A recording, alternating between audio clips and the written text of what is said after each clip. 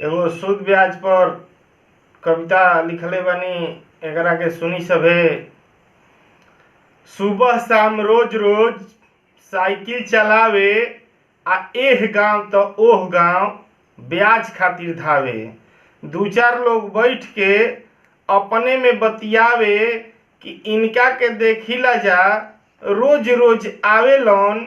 एक जना कहतान कि नइखा जा जानत ई हवन बाबू साहेब ब्याजे पर पैसा चलावेलन। एक जना कहलन कि चलो ना 20,000 रुपया हमरो के द दियवाई, आ 1 रुपया ना राखब पाइये पाई देव चुकाई। दिन तारीख दोनों कागज पर लिखा गईल, आ फलाना के हाथ पर 20,000 रुपयो दिया गईल।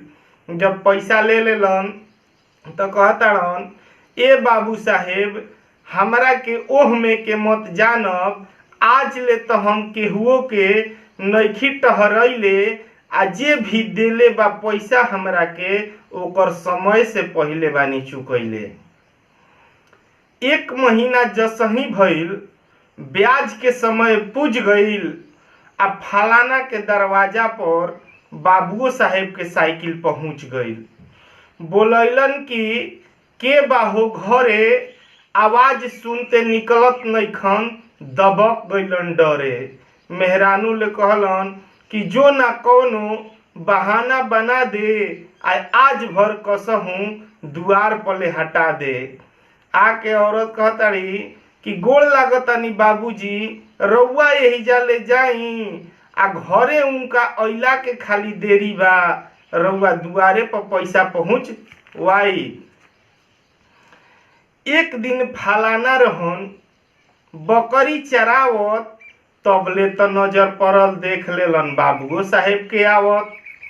छोड़ छाड़ के बकरी ऐसन भागल, आ गर्मी के दिन में जाके तनलस राजाई, बहुते बिजोड़ बुखार बा लागल।